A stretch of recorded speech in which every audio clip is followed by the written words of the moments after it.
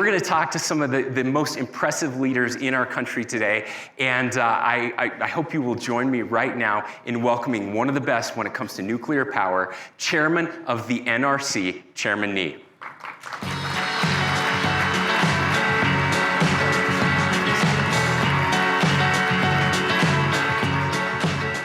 Mr. Chairman, welcome to Utah. We're excited to have you here. I'm so excited to be here. Well, we've been talking a lot about nuclear power here in the state of Utah. There's a bit of a renaissance happening across the country. You were away from government for a while. Mm-hmm. You left, and you decided to come back. Tell us why you came back. Yeah. So as you know, some of you in the audience, I worked at the NRC for 24 years. It's a great agency with an important mission, an incredible workforce with a really strong safety culture and a sense of teamwork.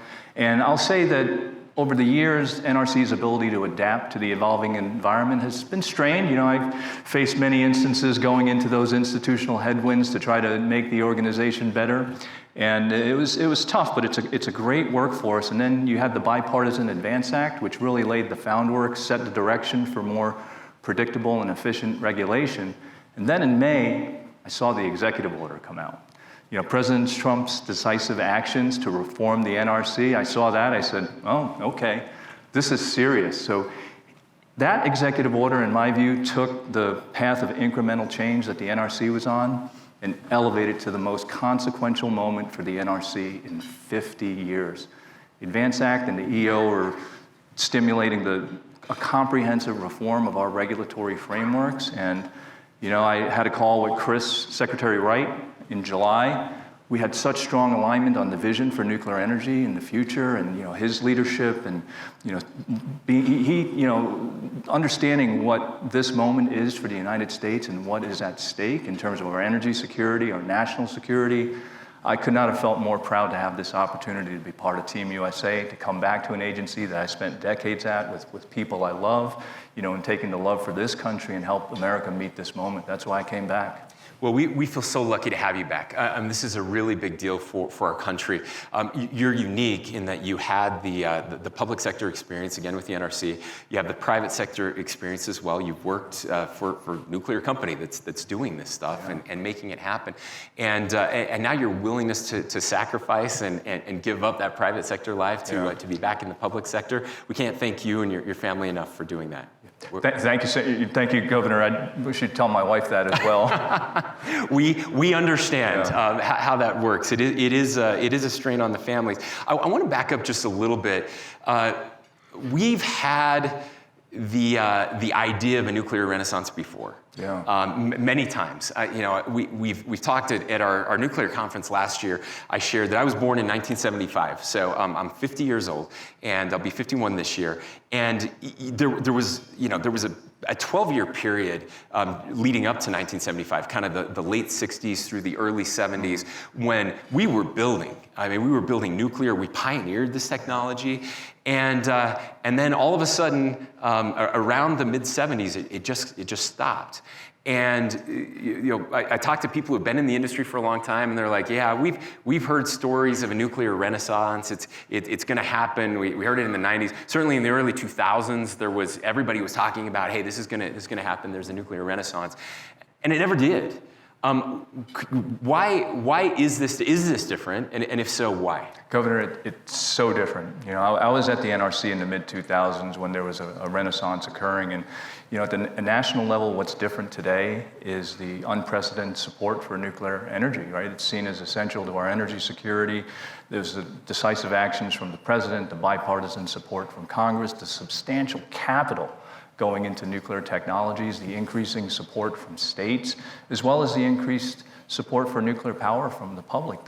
The conditions could not be more ideal for the United States to lead the world again in nuclear energy. And what's also different is that in the NRC, one of the best things I thought in the Advance Act was to put enabling as part of the mission. last time I was there, we actually tried to, grab hold of the enabling concept and bring that to the workforce. We actually put a vision statement. We painted it up on huge walls on the wall in one of the offices at the NRC, and some people got it, but largely other people really were concerned about it. They couldn't see themselves in that vision to enable the safe use of nuclear power. So again, it was fighting those institutional headwinds. But now that Congress put it in as part of our mission, that's starting to penetrate into the mindset, right? And I get questions, going to hearings about, there's pressure on the NRC. It's not pressure, Governor, it's purpose. Right, that's why we're here. We're trying to do something great for America. So that enabling thing is really different at the NRC. And then when I think about the mid-2000s Renaissance, a keystone action for the agency was to hire. Right, we hired a whole bunch of people, almost doubled our workforce. We didn't double our efficiency, right? It was hiring. But what's different today is we're working smarter, not harder. You mentioned I went into the private sector.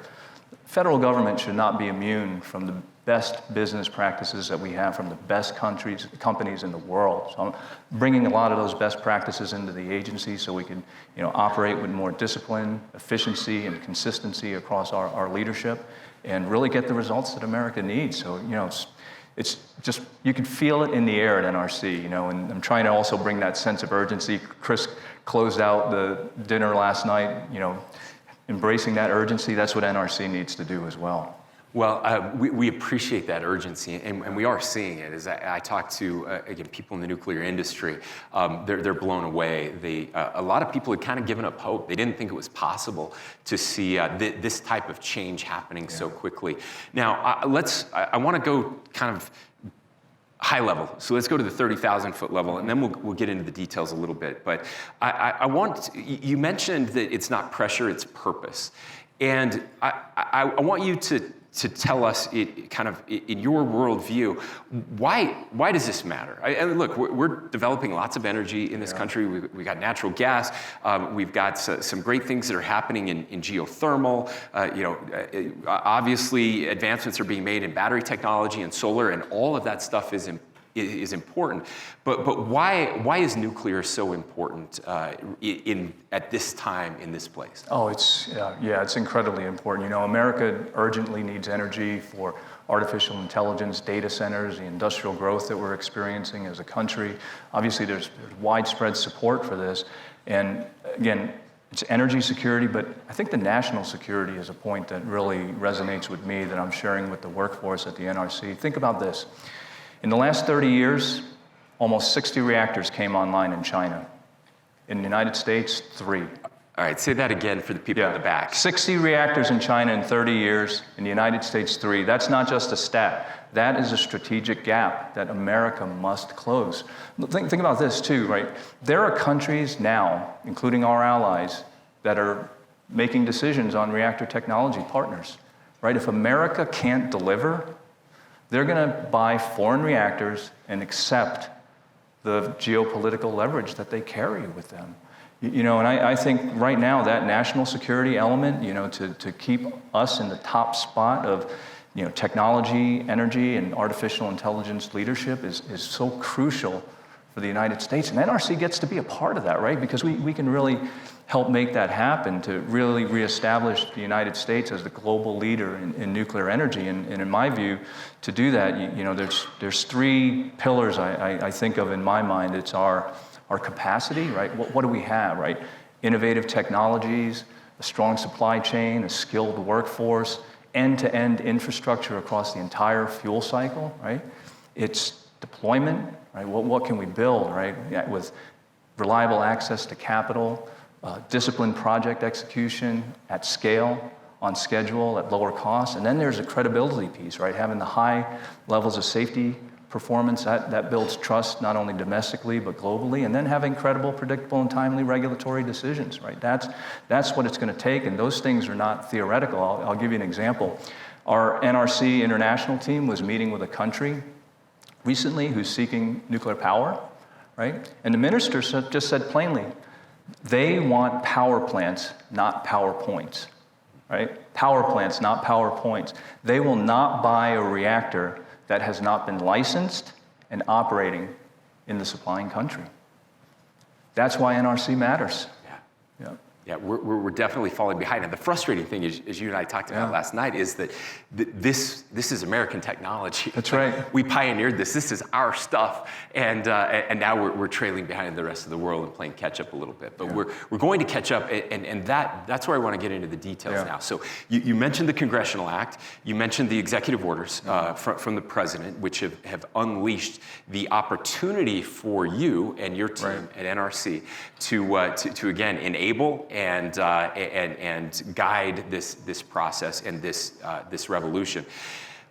What does that mean? Talk about what you can, the regulatory changes, the rule changes, new rules that you're looking at that are going to make all of this possible. So it's not just a PowerPoint, it's actually a power plant. Yeah, this is probably the most exciting part about what's happening in NRC. It's the results, right? So again, talking about what's different between now and that earlier Renaissance, I want to say one huge thing that's different is how we are working together in the federal government through a deliberate, coordinated effort to, again, reestablish the United States as a global leader in nuclear energy.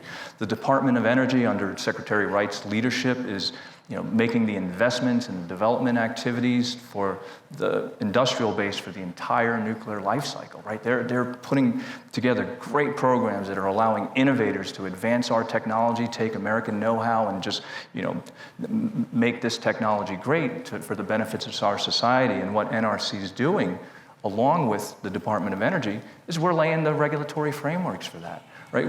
We have rules at the NRC that were developed, 60, 70 years ago, right, to support that fleet of reactors you were mentioning earlier. And, they were put in place at a time where we didn't know nearly as much as we know today. So there's lots of unnecessary conservatisms, a lot of unnecessarily regulatory burdens, and things that are just downright efficient. So we are removing all of those things from our regulations. We're closing long-standing constraints across the different touch points through the entire nuclear life cycle. So as the Department of Energy, fosters and grows the industrial base, what the NRC is doing is putting in the licensing frameworks for every stop along the way of the nuclear life cycle where a facility will need a license. So again, it's not just reactors, it's fuel cycle, it's mining, it's even other uses of nuclear materials, it's transportation, it is also the back end, right? What do we do with waste and things like that? So they're putting together these really, what we say, risk-informed and performance-based frameworks that are just there to take the drag out of the regulatory permitting system for nuclear facilities in this country. And I also should say that what we're also doing to really help America's energy needs, we got an operating fleet as well. So we're doing so many things there. We have renewed 18 operating reactor licenses over the past year. I think a lot of people forget that 20% of our energy in this country still comes from nuclear. Right. So we're taking those plants out to 80 years. We're even developing the technical basis to potentially go further than that in some of these new rules that we're making. So, we've issued licenses for TRISO fuel fabrication facilities. We're doing that ahead of schedule. We issued TerraPower's KU1 advanced reactor, non-light water reactor construction permit 9 months ahead of schedule. I mean, we're shaving off incredible time, but we're not rushing. We're achieving these results. They're focused on safety. We're achieving these results not by rushing, but just by removing the things that don't contribute to the safety decision. So it's just amazing what we're doing. Well, it's a fun time to be in this industry and to see government, especially the federal government, changing. I mean, I know it's the kind of the butt of every joke and the frustration of every state, and I think my table of legislators here will agree. When we have to deal with the federal government, it usually means incredible delays and kind of. I had so much hair before I started working, and here we are. And so this is refreshing, and we're seeing it, we're hearing it. We heard it last night from some of the new nuclear companies that are doing business, that are trying to bring reactors online, ready to go critical to celebrate America's 250, and those opportunities are out there now. We are at this time, I think in large part because this has become less political. There is bipartisan support. You're from New York, grew up in New York, still have family in that area. We were joking last night how interesting it is. My fellow governor from New York, Kathy Hochul, they went from shutting down nuclear plants to announcing they want a new fleet of nuclear. That's a crazy change in a very short amount of time. And we're not talking like this was a 20-year evolution. This was like a year change where they went from no more nuclear to we want all the nuclear in again, a very blue state. Yeah. To what do you attribute that change? As we look at polling, nuclear polls very high when that was not true 20 years ago. Yeah. How did that change happen? Yeah, I think there's a few aspects to the change. I think one, it's the recognition of there's a generational shift happening, right? So we were born a few years before you, but I still remember 3 Mile Island, right? I still remember Chernobyl, and I think, as a generation's shifting, they don't carry that baggage that has the generation that precedes us carried. Other things, now I saw a trend in the mid-2010s where, these younger generations were really concerned about the environment, and now they saw nuclear as a solution, So carrying those things forward, not having the long-lasting memory of 3 Mile Island, now it's soon to be the Crane Clean Energy Center, which, by the way, we are working with Constellation Energy on a restart pathway, right? We approved the first ever restart pathway for Palisades in Michigan, right? This is just amazing stuff. I kind of want to jump back a teeny bit more. One thing that you all should know about the NRC. NRC now, with that enabling mindset, is a solution-oriented regulator, right? They're trying to, instead of finding all the reasons why they should say no to something, the mindset is, how do we get to yes and safely, right? That's something very, very different, and it's, again, spreading throughout the agency. So I think we're doing things that are really, bringing more nuclear energy, and, people are recognizing that. And I think also that the cost of energy in some states, like I saw the shutdown of Indian Point, I saw the shutdown of Vermont Yankee, and you see what happens to people's energy prices. I talked to some recent international colleagues from Germany. They shut down all their nuclear power plants after Fukushima.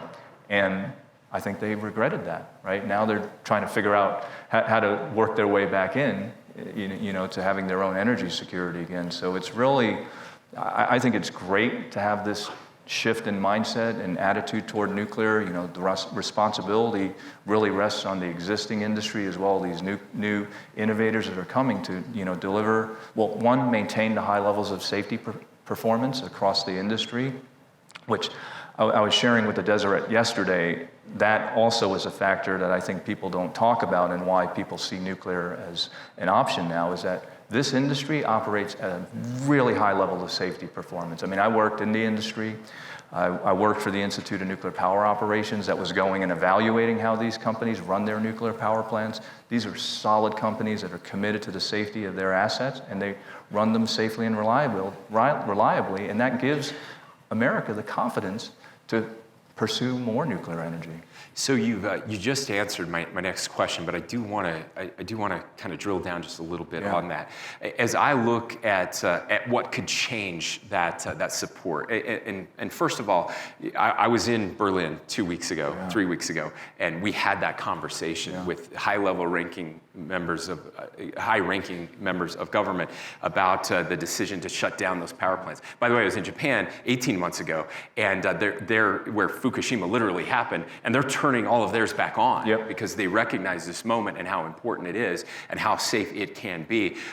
Germany feeling the same way. We took a delegation to France a couple of years ago. My Lieutenant Governor, Deidre Henderson, who's here, led a delegation to the UK to look at the nuclear that's happening there. These countries understand it. France never backed off, and although they've made a lot of regulatory mistakes that we're not repeating here. But when I look at what could change that bipartisan support, that broad support for nuclear, I think it's the safety piece. Right. And so can you talk a little bit more about, again, people get a little nervous when they hear like we're speeding things up. They think that means that somehow speed and safety are opposites. I don't believe that to be true. I think you can move fast and still be safe. So much of the regulatory machine, Doug Bergam and I had this conversation. It's like, yeah, it took 2 years to get a NEPA permit because one person worked on their piece, sent it to someone else. It sat in their inbox for 30 days. Then they did their thing, sent it to someone else for 30 days. And that went on for 2 years. When if you just put all of those people in a room, you could do the whole thing in 30 days instead of 2 years, and not skip any of the requirements or safety measures. Yeah. I'm assuming there's something like that with the NRC. Can you talk more about how you move fast and safe? Yeah, absolutely. Again, what has changed is how we're working, right? Smarter, not harder. What hasn't changed is our commitment to safety. So these staff that work at the NRC are very, very safely focused, and we're sharpening that focus to what matters most for safety. But achieving that speed is exactly what you said. Like NEPA is a great example. We have been overachieving with NEPA for a very long time. It's like we're assigning ourselves more homework that nobody's ever going to grade, right? That's kind of what we're doing. So we're changing our rules to just focus on how do you meet the law, the Nuclear Environmental Policy Act, nothing more, nothing less. That's what we're doing. In fact, we'll be publishing a new rule, a draft rule for that. So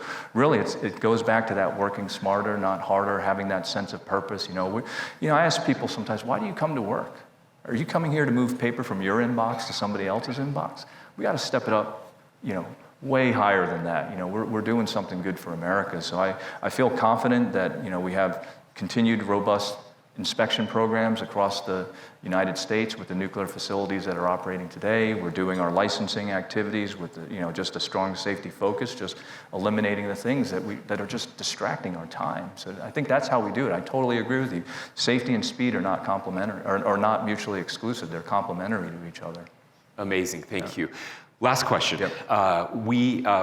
As I was talking to some of these new nuclear companies a couple years ago, when Utah was starting to get really serious about this, we passed some critical legislation that has opened the ability for companies to test nuclear here and to start to advance to manufacture the entire life cycle. You mentioned the life cycle innovation campuses. That we'll talk more with Secretary Wright about that. That Utah is one of many states that have applied for a campus.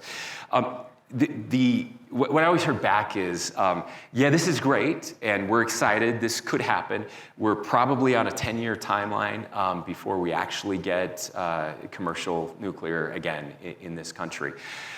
Do you believe that it's a 10-year timeline?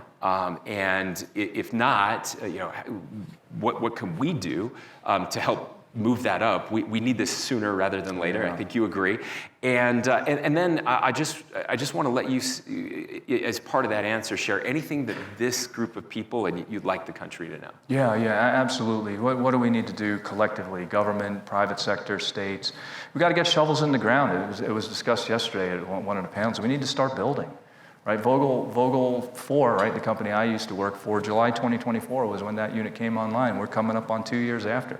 We're building, some activities. Again, the NLIC proposal is a fantastic proposal from the Department of Energy. The reactor pilot projects are spurring investment, building reactors to test them out, to move them toward commercialization. But we got to get some big, scale commercial projects going. We got to start building because, that muscle memory from, these large-scale construction projects needs to go from one project to the next, to the next, to the next, and that's how you get the efficiencies in delivering these things. So I think things are working. Again, these conditions could not be more ideal. I love the energy that these innovators are bringing. I love the fact that the existing industry is looking at expanding their capacity and bringing, more modern technologies into their power plants, like digital technologies and things like that. So nuclear is going to be, part of the next 250 years for America.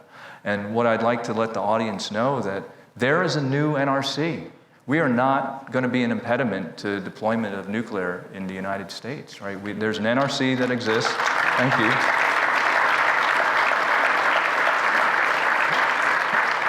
This new NRC is one that is enabling the safe use of nuclear technologies. And going forward, what you can expect and what you should demand from the NRC is that we deliver our safety decisions, with credibility, efficiency, and speed.